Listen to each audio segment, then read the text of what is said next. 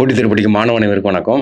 நமக்கு இன்னைக்கு என்ன கிளாஸ் பார்க்க போகிறோம் கேட்டிங்கன்னா, அந்த சஸ்டைனபிள் டெவலப்மெண்ட் கோல் ஒரு 17 இருக்குது. இது எந்த எக்ஸாம் போனாலும் கேட்டுருதான். எஸ்எஸ்சியும் கேட்டுதான், ரயில்வேயும் கேட்டுதான், பேங்க் கேட்டதான், டிஎன்பிசியும் கேட்டதான். அந்த 17க்கும் ஒரு ஷார்ட்கட் ஒன்று பார்க்க போகிறோம். ஷார்ட்கட்னா என்ன கேட்டால், நம்மளுடைய ஷார்ட்கட் எப்போவுமே இந்த நியூமரிக்கல் வேல்யூ வச்சுருக்கும். இந்த நம்பரை வச்சு நம்ம எப்படி ஞாபகம், அதான் மறக்காமல் இருக்கும். கடைசி வரை என்ன இதாக இருக்கும், இந்த யூனிஃபார்ம் சிவில் கோட்னா 44 4 யூனிஃபார்மாக இருக்குன்னு சொல்கிற மாதிரி மறக்காமல் இருக்கும். அப்போ சஸ்டைனபிள் டெவலப்மெண்ட் கோல். இந்த சஸ்டைனபிள்னா என்ன அப்படின்னு கேட்டிங்கன்னா, நிலைத்த நீடித்த வளர்ச்சி. அப்படின்னா என்னென்னா, நம்மளும் அனுபவிக்கணும், வருங்கால சந்ததியிலும் அனுபவிக்கணும், அதான் மீனிங். ஆனால் நம்ம இப்போ சமீபத்தில் இந்த வார்த்தையை தான் அதிகமாக பேசுகிறாங்க. சஸ்டைனபிள்ங்கிற ஒரு வார்த்தையை பேசுகிறாங்க, கிளைமேட் சேஞ்சுங்கிற ஒரு வார்த்தையை பேசுகிறாங்க. ஒரு சில வார்த்தையை மட்டும் பேசிகிட்டே இருக்கிறாங்க. அப்போது இப்போ சமீப காலத்தில் என்ன நடக்குதுன்னு கேட்டிங்கன்னா, இப்போ கோல்லேருந்து எனர்ஜி எடுக்கிறோம். ஏன்னா பார்த்தீங்கன்னா பெட்ரோல்லேருந்து எனர்ஜி எடுக்கிறோம். இதெல்லாம் பார்த்தீங்கன்னா என்ன ஆகும் கேட்டிங்கன்னா, நம்ம அனுபவிக்கிறோம், வருங்கால சந்ததியர் கிடைக்குமா கிடைக்காதான் நமக்கு தெரியாது. ஒரு கொஷின் மார்க். அதான் அந்த மீனிங். வருங்கால சந்ததியர் அனுபவிக்கணுங்கிறது தான் அந்த கொஷின் மீனிங். அப்போ நம்ம இப்போ முந்திலாம் பார்த்தீங்கன்னா, ஒரு எலக்ட்ரிசிட்டி வீட்டில் எரியுதுன்னு வச்சுருவோம். மேம் எரிஞ்சோன்னா வீட்டில் உள்ள ஆளுக்கு போய் அதை அணைச்சிருவாங்க டப்புன்னு. ஏன்னா இப்போ அப்படி இல்லை, பகலே லைட்டை போடுறாங்க. அப்போ வருங்கால சந்ததியருக்கு இருக்குமா இல்லையா? அப்போ நம்மளும் அனுபவிச்சுட்டு வருங்கால சந்ததியருக்கும் வச்சுட்டு போகணுங்கிறது அந்த சஸ்டைனபிள் டெவலப்மெண்ட் கோல்னு ஒரு 17 கோல் இப்போ இருக்குது.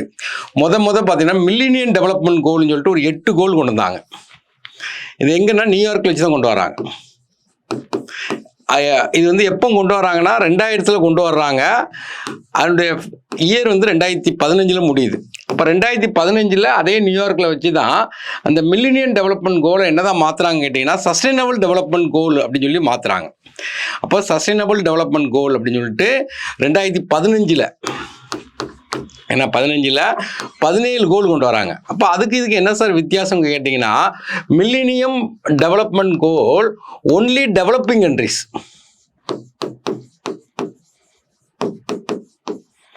இப்போ சஸ்டைனபிள் டெவலப்மெண்ட் கோலுங்கிறது பார்த்தீங்கன்னா, ஆல் கண்ட்ரிஸ், எல்லா கண்ட்ரிக்கும் இந்த கோலை அச்சீவ் பண்ணணும்.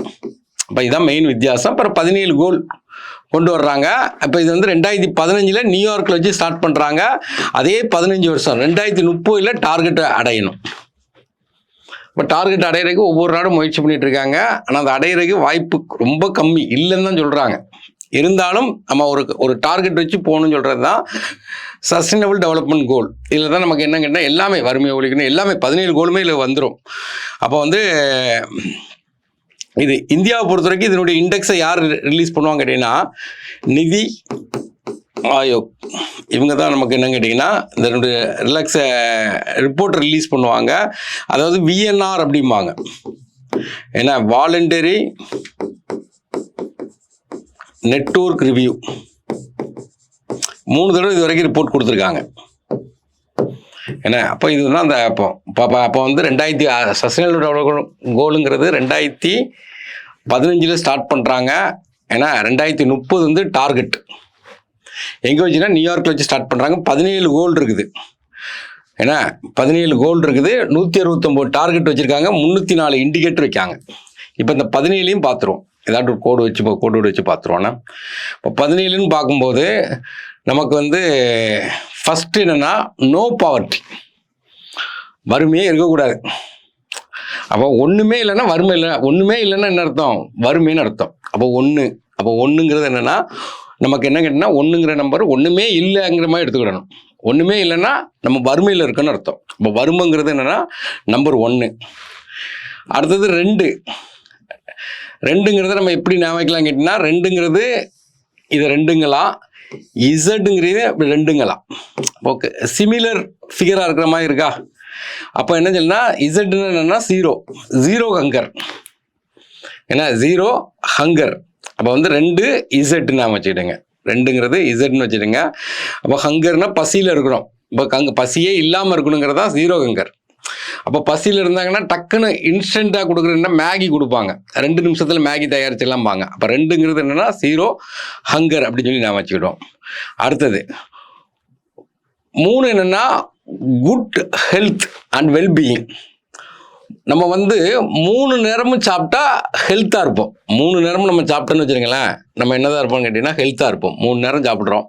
அப்போ என்னென்னா 3 நேரம், மார்னிங், நூன், ஈவினிங் 3 நேரம் சாப்பிட்டா ஹெல்த்தாக இருக்கும். அப்போ 3 நேரம் சாப்பிடணும். எத்தனை நேரம் சாப்பிட்டோம்னா 3 நேரம் சாப்பிட்டோம். ஒரு நேரம் சாப்பிடலாம் நமக்கு ஹெல்த் இல்லாமல் போயிடும் அப்படின்னு சொல்லி நான் வச்சுக்கோங்க. 3 நேரம் சாப்பிடணும். அடுத்தது 4 என்னென்னா குவாலிட்டி எஜுகேஷன். படித்தா 4 பக்கமும் போகலாம். 4 பக்கம்னா என்னது? சவுத்து போகலாம், நார்த்து போகலாம், ஈஸ்ட்டு போகலாம், வெஸ்ட்டு போகலாம். எங்கேனாலும் நம்ம சமாளிச்சுக்கலாம். ஏன்னா கற்றவருக்கு சென்ற இடம்லாம் செல்வம் அப்படிம்பாங்க. அப்போ 4ங்கிறது கல்வி. அடுத்தது 5ங்கிறது ஈக்குவாலிட்டி. 5ங்கிறது நம்ம எப்படி நினைக்கலாம் கேட்டிங்கன்னா, ஈக்குவாலிட்டி முந்திலாம் பார்த்தீங்கன்னா ஈக்குவாலிட்டி இருக்காது. இங்கே வந்து ஜெண்டர் ஈக்குவாலிட்டி, ஆணும் பெண்ணும் சமம். அப்போ நம்ம வந்து 5 விரலையும் வச்சு கை கொடுக்குறோம். ஏன்னா 5 விரலையும் வச்சு கை கொடுத்தா ஆணும் பெண்ணும் என்னது சமம் அப்படிங்கிற மாதிரி ஞாபகம் வச்சுக்கலாம். ஏன்னா 5 அல்லது பஞ்சதந்திர படம் எல்லாரும் பார்த்துருப்பீங்க. பஞ்சதந்திரத்தில் எத்தனை பேர் இருப்பாங்க? 5 பேரும் பார்த்தீங்கன்னா 5 பேரும் ஈக்குவலாக காமெடி அடிப்பாங்க. இப்போ ஜெண்டர் ஈக்குவாலிட்டி அப்படிங்கிற மாதிரி நம்ம ஞாபகம் வச்சுக்கிடுவோம். 5ங்கிறதுனா கை கொடுக்குறது ஞாபகம் வச்சுக்கிடுவோம். 5 ஈக்குவாலிட்டி. நெக்ஸ்ட்டு 6ங்கிறது நம்ம தமிழ்லேயே படிச்சுக்கிறோம். 6 ஆற்றுல தண்ணி வரும். ஆமாம், இங்கே என்னென்னா 6ங்கிறது இந்த 6 எடுத்துக்கிறோம். 6ங்கிறது என்ன கேட்டிங்கன்னா வாட்டர். என்ன வாட்டர்னா க்ளீன் வாட்டர். அடுத்து எல்லாருக்கும் க்ளீன் வாட்டர் கிடைக்கணும் தான். அடுத்து 7 என்ன கேட்டிங்கன்னா அஃபோர்டபுள் அண்ட் க்ளீன் எனர்ஜி. அப்போ 7 பொறுத்த வரைக்கும் என்னென்னா நம்மளோட எல்லாருக்குமே கிரிக்கெட் பிளேயர் தோனி தெரியும். அப்போ தோனியுடைய அந்த ஷர்ட்டுடைய நம்பர் என்னென்னா 7. தோனி எப்பவுமே பார்த்தீங்கன்னா எனர்ஜியாக இருப்பார், எனர்ஜெட்டிக்காக இருப்பார். அப்போ நம்ம இந்த இடத்துல க்ளீன் எனர்ஜின்னு வச்சுக்கிறோம். அப்போ 7 வந்து என்ன கேட்டிங்கன்னா தோனியுடைய செர்சியுடைய நம்பர் என்ன 7 அப்படின்னு நான் வச்சுக்கிடுவோம். அடுத்து 8 மணி நேரம் வேலை பார்த்தா டீசெண்டாக வேலை பார்க்கலான்னு அர்த்தம். அப்போ டீசெண்ட் ஒர்க். ஏன்னா 8 மணி நேரம் வேலை பார்த்தா நம்ம நினைச்சலாம் டீசெண்டாக இருக்கலாம். டீசெண்டாக நம்ம எக்கனாமிக் க்ரோத் ஆகும். இன்னைக்கு கூட பேப்பரில் பார்த்தீங்கன்னா யாரோ ஒருத்தர் சொல்லியிருக்காங்க 8 மணி நேரம் மட்டும் தான் நான் வேலை பார்ப்போம் அப்படிங்கிற மாதிரி சொல்லியிருக்காங்க. அப்போ 8 மணி நேரம் வேலை பார்த்தா டீசெண்டாக வேலை பார்க்கலாம். Next 9 industry innovation infrastructure. இந்த இடத்துல நம்ம எப்படி ஞாபகம் கேட்டிங்கன்னா 9 அப்படின்னு சொல்லி ஞாபகம். 9 ஏன்னா அதில் நடுவில் உள்ள ஐயனை மட்டும் எடுத்துக்கிடுங்க. 9ல் நடுவில் உள்ள ஐயன். ஒரு ஐயன் என்னென்னா இண்டஸ்ட்ரிக்கு இது ஐயன். 2வது என்னென்னா இன்னோவேஷன் ஐயன். 3வது என்னென்னா இன்ஃப்ராஸ்ட்ரக்சர், அதுக்கு இன்னு. அப்போ இன்னுன்னு முடியும் போது 9. நெக்ஸ்ட்டு 10 என்ன ரிடியூஸ்டு இன்இக்வாலிட்டி. 5ங்கிறது என்ன கேட்டிங்கன்னா இன்இக்வாலிட்டி, ஜெண்டர் ஈக்குவாலிட்டி. இது வந்து என்ன ரிடியூஸ்டு இன்இக்வாலிட்டியை குறைக்கணும். ஆனால் இன்இக்வாலிட்டியை வந்து ஏற்றத்தாழ்வுகளை குறைக்கணும். நம்ம எப்படி இப்போ ஞாபகம் வச்சுக்கணும்னா 10 இதான் 10, இது 1. ஏன்னா 1 கம்பேர் பண்ணும்போது 0க்கு வந்துட்டான்னு சொல்லுவாங்க. அப்போ ரிடியூஸ் ஆகிட்டான்னு அர்த்தம். அப்போ 1 0ன்னு வச்சுட்டு அப்போ 0க்கு வர்றான்னு அர்த்தம் ரிடியூஸ் ஆகிட்டான்னு அர்த்தம். அப்போ ரிடியூஸ் இன்இக்வாலிட்டி அப்படின்னு நம்ம ஞாபகம் வச்சுக்கிடுவோம். அடுத்து 11 பார்த்தீங்கன்னா சஸ்டைனபிள் சிட்டி அண்ட் கம்யூனிட்டிஸ். அப்போ 11ன்னு பார்க்கும்போது நமக்கு செப்டம்பர் 11 ஞாபகம் வச்சுக்கிடணும். ஏன்னா செப்டம்பர் பார்த்தீங்கன்னா அந்த ட்வின் டவர் அட்டாக் பண்ணாங்க. 2 டவர் இப்படி இருக்கும். ஏன்னா பின்லேடன் போய் அட்டாக் பண்ணார் அப்படின்னு நான் வச்சுருவோம். இந்த இடத்துல நம்ம என்னென்னா இந்த எம்பளமே நமக்கு கொடுக்கும். இது ஒரு டவர், இது ஒரு டவர் மாதிரி இருக்குது. பக்கத்தில் 11 இருக்கிற மாதிரி இருக்குது. 11 2 டவர், 2 சிட்டி இருக்கிற மாதிரி. ஏன்னா 2 சிட்டி அந்த கம்யூனிட்டி நம்ம ஞாபகம் வச்சுருவோம்.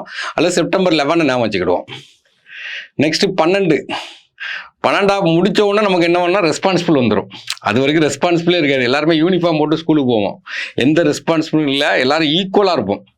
ஆனால் 12 முடிச்ச உடனே பார்த்தீங்கன்னா தனித்தனியாக பிரிவாங்க பசங்க எல்லாம். ஒரு ரெஸ்பான்சிபிள் வருது. அப்போ இந்த இடத்துல ரெஸ்பான்சிபிள் கன்சம்ஷன் அண்டு ப்ரொடெக்ஷன் சொல்லி வச்சுருவோம். அப்போ 12ங்கிறது ஒரு ரெஸ்பான்சிபிள் இப்படியே எடுத்துக்கலாம். நைட்டு 12 o'clock தாண்டின உடனே அடுத்த நாள் பிறந்துடுது. அது மாதிரி ஒரு ரெஸ்பான்சிபிள் ஆகிடுது. இப்போ புது டே மாதிரி. இப்போ 12ங்கிறது ரெஸ்பான்சிபிள். 13 climate action. 13 இப்போ 13ங்கிறது கிளைமேட் ஆக்ஷன். 13 நம்ம எப்படி ஞாபகம் வச்சுக்கலாம் கேட்டிங்கன்னா கிளைமேட் ஆக்ஷன்.